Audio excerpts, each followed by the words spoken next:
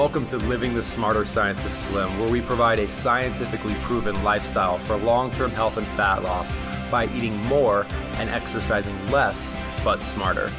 Eat smarter, exercise smarter, live better. I am so ready for that. Hey everyone, Jonathan Bailor here with another bonus Smarter Science of Slim podcast. And definitely have an exciting, potentially provocative, and who knows, controversial / fun show for sure. I don't know how controversial it'll be because there's quite a bit of science we'll be sharing, but we're here with a multi-time New York Times best-selling author, just a wonderful man who's changing lives all across the country. His new book is called Unleash the Power of the Female Brain, so I know it will resonate with a large number of our audience members. We have none other than Dr. Daniel Amen here with us today. Dr. Amen, thank you so much for coming on the show. Oh, Jonathan, thanks so much for having me. Well, Dr. Amen, just to back up, can you, before we get into your new work, can you tell us in general your area of expertise, your unique take on health, mental health, physical health, because it is quite unique? Well, I'm a psychiatrist by training, and for the last 22 years, I've been looking at people's brains. So the expertise we have at the Amen Clinics is helping people with ADD, anxiety, depression, addictions, and weight issues manage their health, but we let the brain guide us. And, you know, most people think if they're overweight that it's a willpower issue or they get their stomach stapled. And I think stapling your stomach is working on the wrong organ because it is your brain that pushes you away from the table, telling you that you've had enough, or it's your brain that gives you permission to have the third bowl of ice cream that makes you look and feel like a blob. And so our sort of unique take on the world is change your brain, and when you do, you change your life.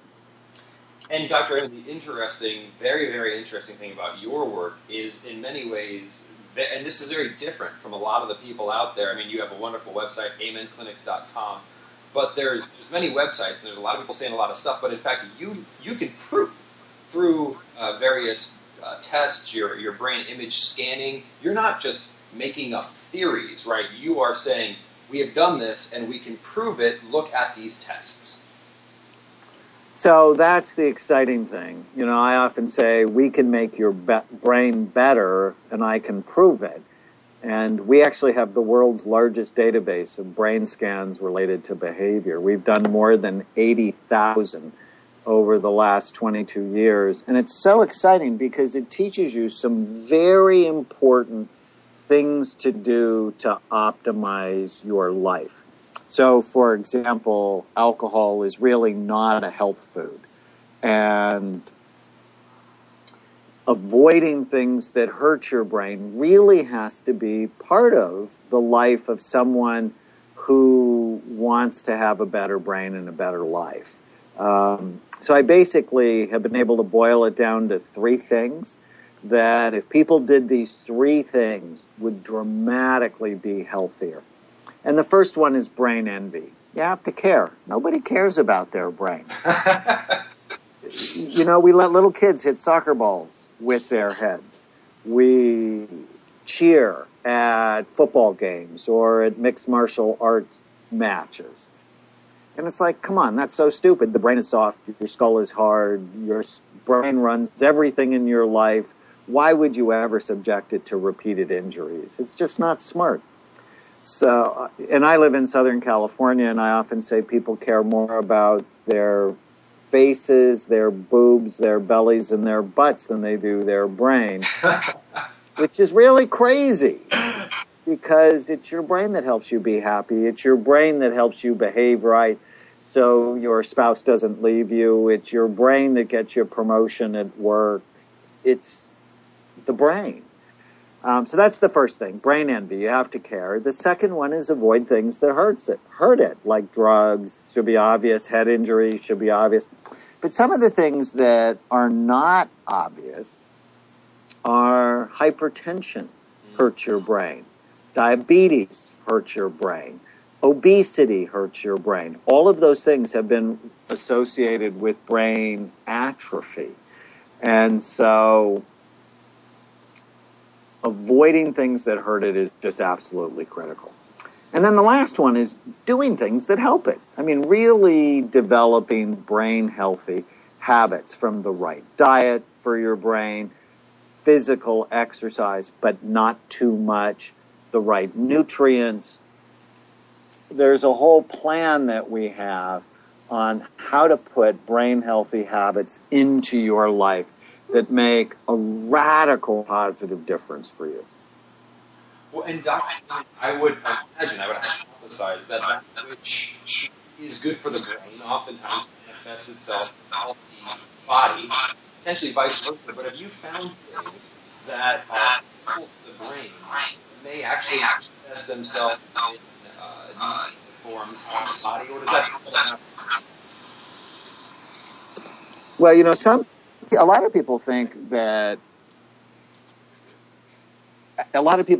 alcohol is actually good for your heart, and there are some studies that suggest that that's true, but it's really not good for your brain, especially if people drink every day.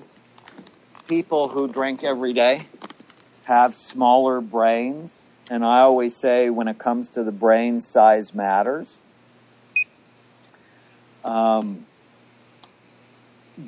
There's some evidence that intense aerobic exercise can be really helpful, except over-exercise in our experience is just toxic for brain function. So too much stress, so think a marathon, is associated with higher cortisol levels, which damages cells in an area of the brain called the hippocampus, which is where long-term memories are formed. So when you feel delusional after your 2-hour cardio adventure, it's not just that you have low blood sugar and that you're out of energy. You may have actually done some damage to your brain. Right. Well, so I like go ahead. Smart exercise, which, in my mind, weightlifting actually is really important, because the stronger you are as you age, the less likely you are to get Alzheimer's disease. And then I like things like walking with bursts. It just seems to make the most sense to me on the research that I've seen is, and people do this massive exercise for weight loss, and it's never been shown to be very effective. What's really effective for weight loss is getting your mind right and your food right. Mm-hmm. Exercise is good for a lot of things, including treating depression, helping your bones, helping your vascular tone, but to be over-exercising for weight is generally not a good idea. Oh, absolutely. I often use an analogy. For example, reading, wonderful.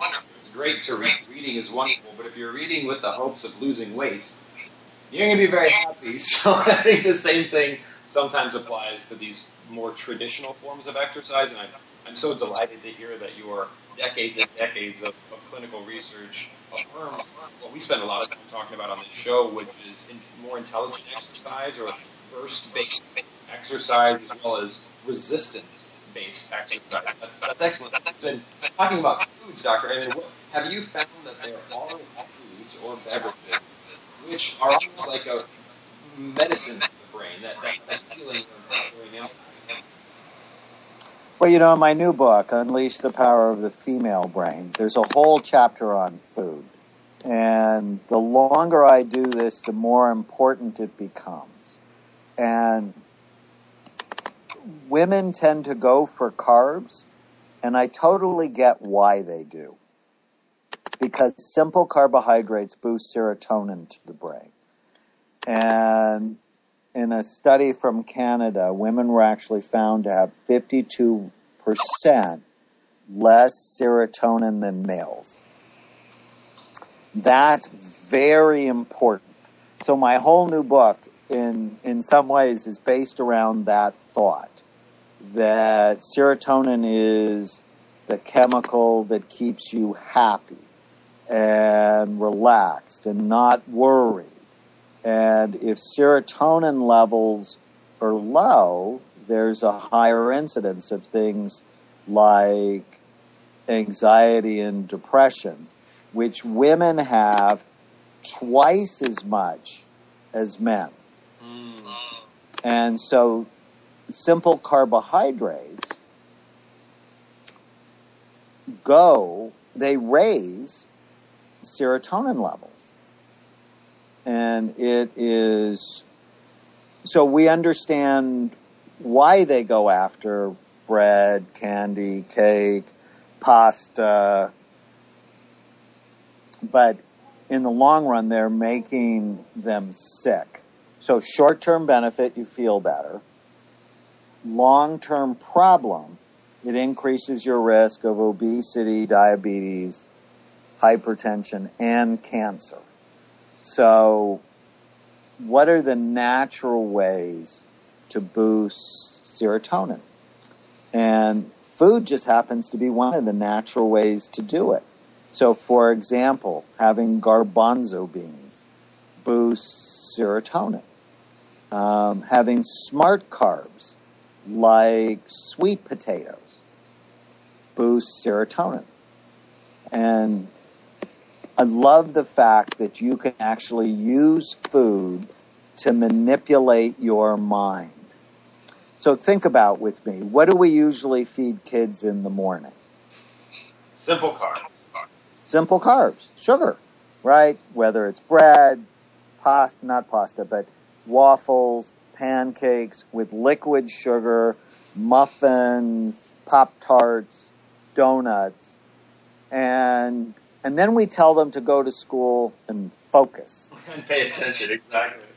But what happens when you give someone a slug of sugar is it boosts serotonin levels in the brain, and they make them happy and less worried, but also less able to focus. And so we have all these children diagnosed with ADD, when in fact, if we put them on the right diet, and there's actually research that bears this out, that being on a high protein diet decreases the need for medication. Children who were put on an elimination diet basically got rid of all the crap in their diet. 3 months later, had a 73% of them had more than a 50% reduction in symptoms. It's the same response as if we had given them Ritalin.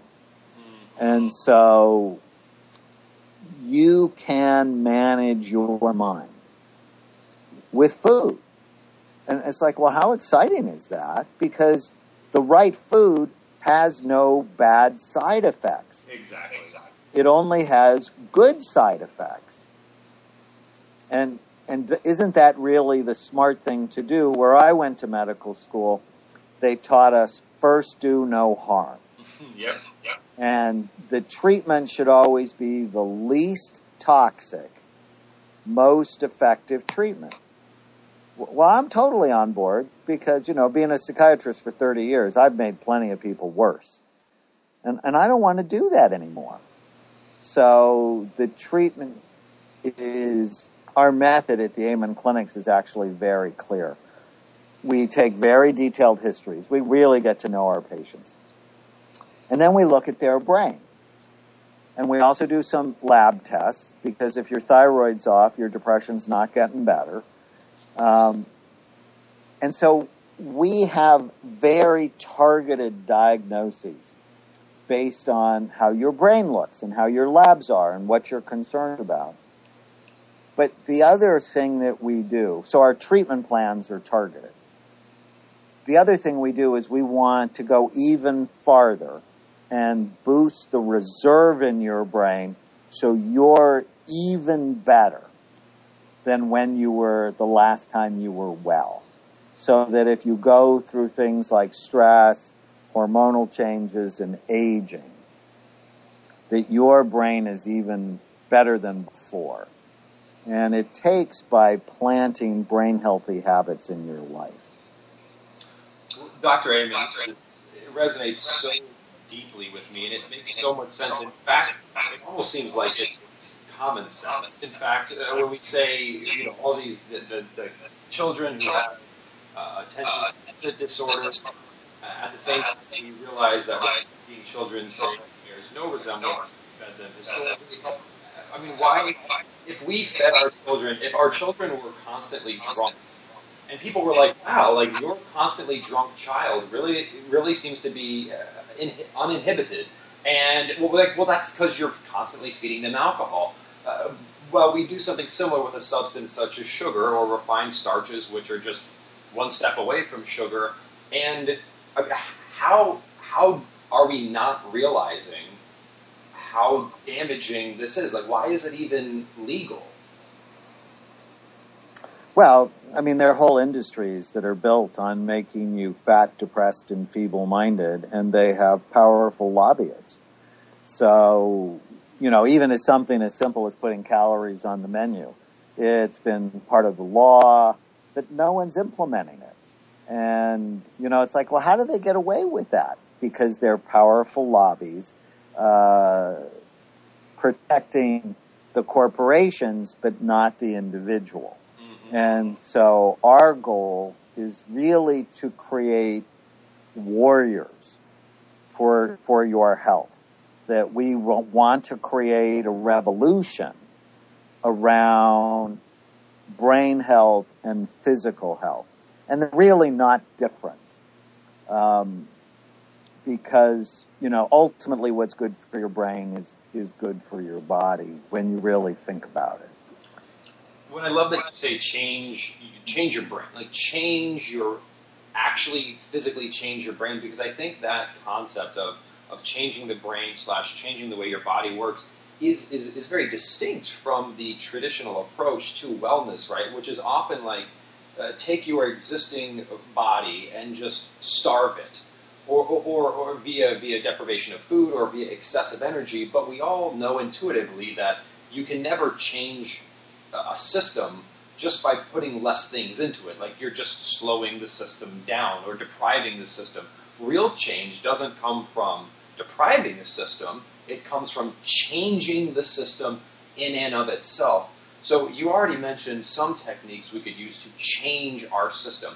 What have you found? I mean, I'm sure it's different on an individual basis, but what are some things we could start doing today? Obviously, there's avoiding sugars and things like that, and there's the higher intensity, smarter exercise. But are there other techniques we could use to actually change our brain and then change our body? Well, the first thing, I mean, if people want to live well and live long, the first part of that is learning how to make good decisions. So it's actually the quality of the decisions that you make that make the biggest difference in your life. And so that comes from a healthier brain. So if I can get people to start thinking about their brain and planting brain healthy habits, that would be really good. So one simple thing I talk about in the new book, Unleash the Power of the Female Brain, is planting these 2 words in your head. Then what?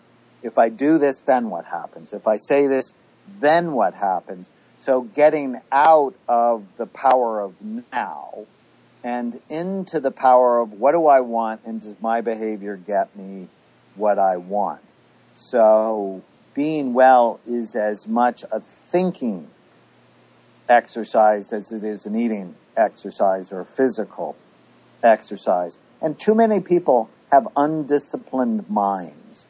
They have what I talk about in the book, monkey minds, where their mind's just all over the place, as opposed to being a sharp, disciplined tool that helps you really get what you want.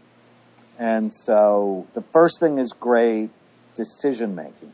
And the second, there's a chapter in the new book on getting control of the female brain. Now, that's not a handbook for men. It's really, how do you deal with cravings, obesity, and addictions? And the first thing you do is you always protect the blood flow in your brain, because when blood flow to the brain goes low, your decisions go to hell. And so what protects that? You have to eat. These 500 calorie a day diets, I hate them. They're terrible. When you do not give your brain enough nutrients, your brain actually starts to eat itself. And so protecting your blood sugar at all costs. That means protein at each meal. It means eating enough so that your blood sugar does not go low, at which point you then become ravenous and have no control over yourself. It also means you have to really work on your sleep.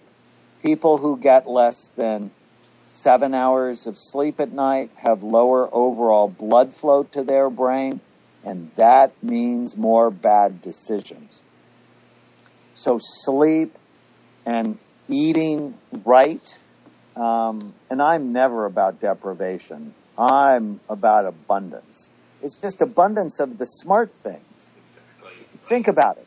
If you had $1 million racehorse, would you ever feed it junk food? Only if you were an idiot. But think, and you are worth so much more.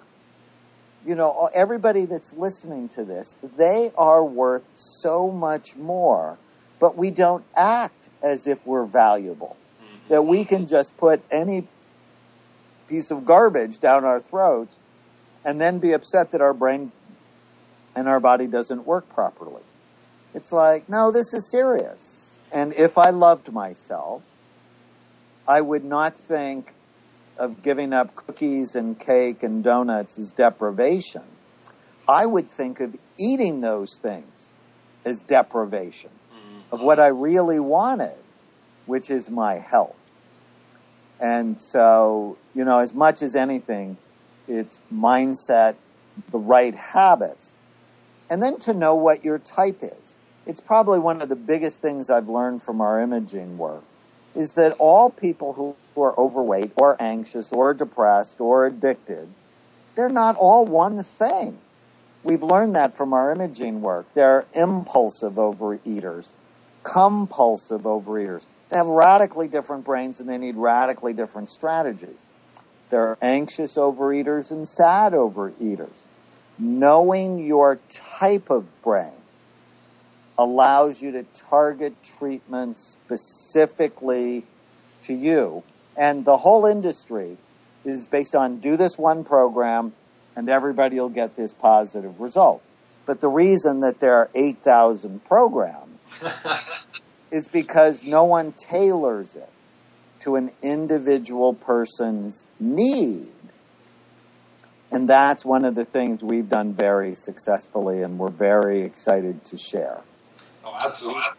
Dr. Ammon, profound contribution and level of science and proof you bring to the table is phenomenal. But one thing you mentioned there, which I do like, is you talk about the importance of an individual program. One thing that is a global truth I always want to focus on is you mentioned that when you don't eat cake, when you don't eat cookies, that's not an act of deprivation. Because every choice we make, we are in some ways depriving ourselves of something. Like if you don't deprive yourself of these junk foods, you are depriving yourself of something else. And so there's no avoiding. If you pick up one end, you're going to pick up the other end. There's just have to choose what's most important to us. And getting that right is so important. Getting your mind right is just so important to living the life that you deserve. Because ultimately, it starts between your ears. And it sounds like, based on the title of your new book, which is Unleash the Power of the Female Brain, and anecdotally, in my work, I've heard that often you will have men who, quote-unquote, accidentally burn fat. Like, they don't really mean to. It almost just kind of happens. but I have yet to really ever come across a woman, especially a woman who is potentially pre or postmenopausal, who has ever accidentally achieved success here. And I also know there's some significant differences in brain function. So what is it about the female brain that can make this issue of health and wellness, and particularly leanness, more challenging? Well, so this book is based on a study I did of 46,000 brain scans. So, again, we have the world's largest database of scans, and we took a group of them, and we compared male and female brains. And one of the reasons I did that is I have 5 sisters, 3 daughters, 14 nieces, and 2 granddaughters. Oh my God. I am surrounded by the female brain. So it was for your own survival more than anything. It absolutely was. But what we found was that the female brain is actually more active in about 85% of the brain. It was just amazing what we saw. And it goes with the study I mentioned earlier about females have less serotonin, so they also have better frontal lobe function. So our study really helped explain the strengths and vulnerabilities of the female brain. So the strengths are empathy, intuition, collaboration, self-control, which is why women go to jail 14 times less than males, and appropriate worry. Now, what does that mean? Appropriate worry means they're concerned enough to do something about the problems they have. And a lot of people don't see worry as a strength, but the don't worry, be happy people, more often men on motorcycles, die the earliest from accidents or preventable illnesses. So a little worry is a good thing. But this low level of serotonin makes women also, unfortunately, more vulnerable to anxiety, depression, insomnia, pain, eating disorders, body image distortions, and being unable to turn off their thoughts. And so women are wired for leadership. It's just really clear from the imaging work that I do that the front part of the brain, which is called the executive part of the brain, is more active in women. But they don't unleash their power often because the issues they struggle with of self-doubt, anxiety, depression, and so on. And so learning how to overcome those, and there are very specific plans in the book, from diet, exercise, hormones, simple supplements, correcting the automatic negative thoughts they have, to take care of the vulnerability so they can truly unleash their power. And I'm so excited about this because I know it is women who will change the world. That women are the health leaders in their families. They're typically the leaders of their families when it comes to their home and to their children. And if mama's habits are healthy, the kids tend to be healthy. If her habits are not healthy, the kids and her husband tend not to be healthy. Now, some women get after me and says, "Oh, I'm making them feel guilty." No, I'm just speaking the truth. We did a health program at Saddleback Church, one of the largest churches in the world. Mehmet Oz, Mark Hyman, and I designed it for them. And 15,000 people signed up, and over the first year, they lost 250,000 pounds. And 85% of the people who signed up were women. And when they got it right, everybody in their family followed. And so they are leaders. But did you know there are 660 counties in the United States where over the last 20 years their life expectancy stayed the same or went down? Women's life expectancy has not kept up with men's life expectancy. And that's crazy. And the reason for it is they're not taking their health seriously enough. And do you also see part of that, Dr. And when you say not taking it seriously enough, is an aspect of that, like you said, not focusing on things like the brain health or true health, but rather being this constant bombarding of things. Like you should be like, is there still maybe more focus, but focus on the wrong things, such as the number on the scale, versus the actual health of the body and the brain? Yes. And too often we're looking for the quick fix. What can I do in 7 days? Rather than let's get, the first 3 letters of diet is die. I'm not a big fan of diets. I'm a really big fan of getting a life program together. Mm-hmm. And what I often find, people get radical changes on our health programs. And often they'll lose like 12 or 14 pounds the first 2 weeks. But I'm like, that's not the point. Mm-hmm. The point is developing habits you can keep the rest of your life. So, and that takes a while. We have an online community where we actually have a 52-week program to get people to get control of their brains and their bodies for the rest of their lives. Habits just don't happen. They have to be planted and then refined and then solidified. And it takes some time to do it. What we're excited about, though, is we have so many cool stories. And one of my favorite stories is Steve. He was 640 pounds. And whenever he fell, 1 or 2 people could never get him up. And he fell this one day, so he called 911 and went to the hospital. And at the time, he was suicidal, but he could not get upstairs to get to his gun. And his sister, so I told you women are health leaders, saw me on public television in North Carolina and bought my program, Change Your Brain, Change Your Body, for him. And when he got home, he had made the decision, I'm either going to kill myself or I'm going to get well. So let me read this book. And if it's a bad book, I'll kill myself tomorrow. So when he told me that, I'm thinking of all the pressure I really have when I write these books.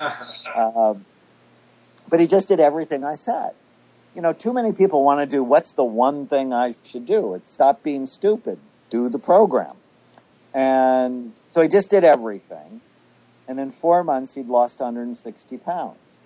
And I love that part. But what I really loved is now he was hooked. And over the next 2 years, he lost 400 pounds.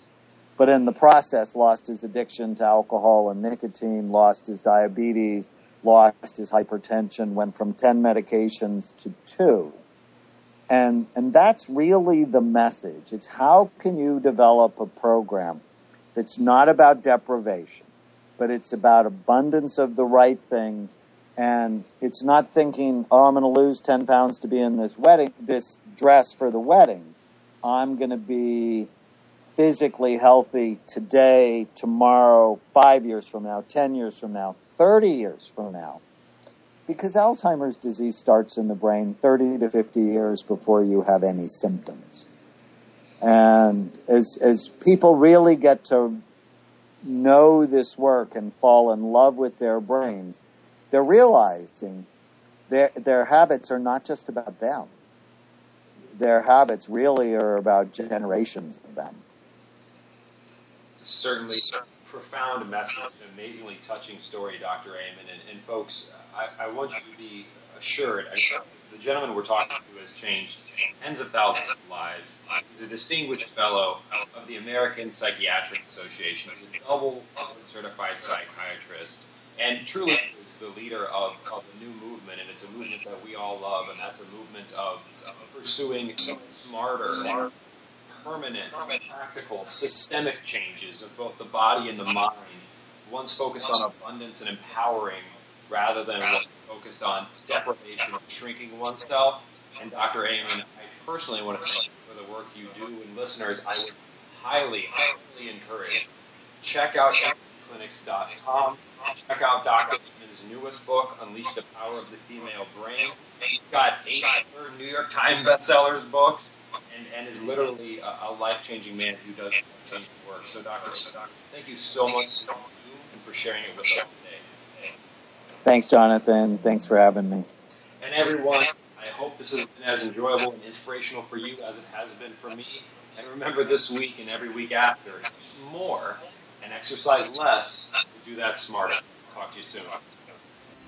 Wait, don't stop listening yet. If you like the podcast and if there's other ways we can help you, please join us in the Smarter Science of Slim support group, which is freely available at the Smarter Science of Slim website, smarterscienceofslim.com. There you'll find all kinds of free recipes and success stories and just all kinds of fun stuff, like how to help your kids go sane and just great community content. And just one last thing before you go, if you wouldn't mind heading over to iTunes and up onto Amazon.com and leaving us a review, and then going over to Facebook and liking us, we would hugely appreciate it.